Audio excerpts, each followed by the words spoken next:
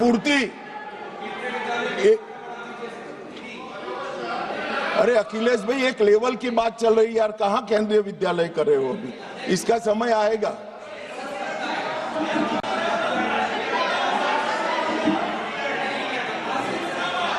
मान्यवर, इनकी बात कहने दो तो जरा स्तर मालूम पड़े। अध्यक्ष महोदय, जो आंकड़े बता रहे हैं माननीय मंत्री जी, हम केवल ये जानना चाहते हैं किस सेंसस के आधार पर ये जो आंकड़े बता रहे हैं, क्योंकि जो गाजियाबाद का आंकड़ा बताया जा रहा है वो बहुत कम बताया जा रहा है। आज की परिस्थिति में हो सकता है वो दुगना हो।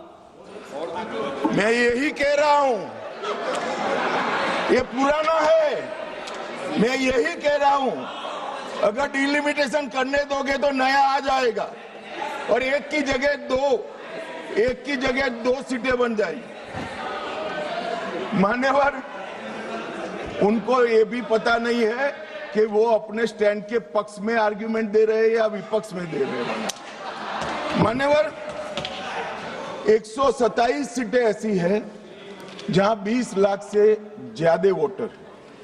अब इसमें एक व्यक्ति, एक मत और एक मूल्य, इस सिद्धांत का पूर्णतया उल्लंघन होता है। कहीं पर तो 45 लाख मतदाताओं के समूह को एक प्रतिनिधि मिला है और कहीं पर 6 लाख मतदाताओं के समूह को एक प्रतिनिधि मिला है। तो मत का मूल्य जो एक होना चाहिए वो नहीं हुआ है मान्यवर। और मैं विश्वास दिलाता हूं कि डिलिमिटेशन के लिए ये लोग सहयोग कर दे, हमें भरोसा करें और डिलिमिटेशन करने दे तो ये मूल्य एक समान हो जाए।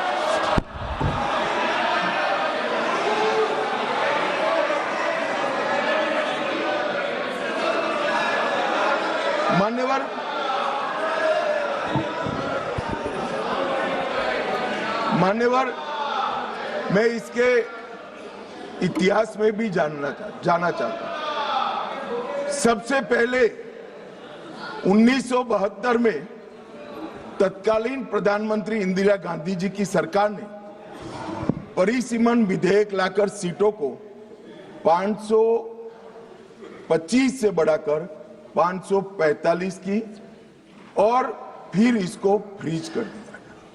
76 में सत्ता बचाने के लिए इमरजेंसी के काल में 42वें संशोधन द्वारा परिसीमन पर रोक लगा दी। अब इंदिरा जी तो प्रधानमंत्री थी, कानून लाकर रोक लगाई परिसीमन पर।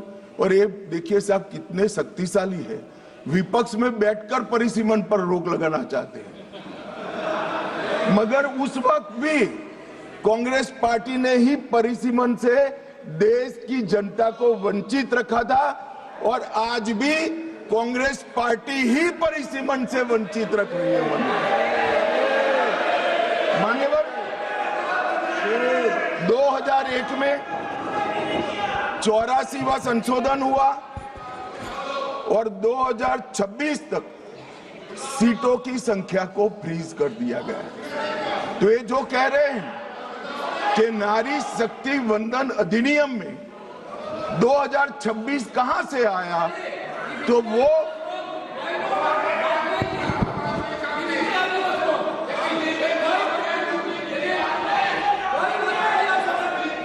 बताता हूं। एक सेकंड। मान्यवर, ये कह रहे हैं वाजपेयी जी थे। वाजपेयी जी बड़े विद्वान पुरुष थे, ये इनको जानते थे, तो इन्होंने प्रयास ही नहीं किया, बेचारे ने आगे बढ़ा दिया इंदिरा जी का। मगर हम तो समझते थे कि आप हमें सपोर्ट करोगे, तो हम तो बिल लेकर आ गए। अब आप गिराना चाहते हो भाई। तो वाजपेयी जी ये बात की कल्पना कर सकते थे। कांग्रेस पार्टी को हम लोगों से वाजपेयी जी बहुत अच्छे से जानते थे, क्योंकि 19 महीना जेल में रहे थे मान्यवर, वो बहुत अच्छे से पहचानते थे। और 84वां संशोधन इसने 26 तक फ्रीज कर दिया और 50 वर्षों तक 1976 से लेकर 2026 तक क्या रिकॉर्ड से हटाना है? प्लीज अध्यक्ष जी, प्लीज, अरे बैठ जाओ, मैं बता देता हूं।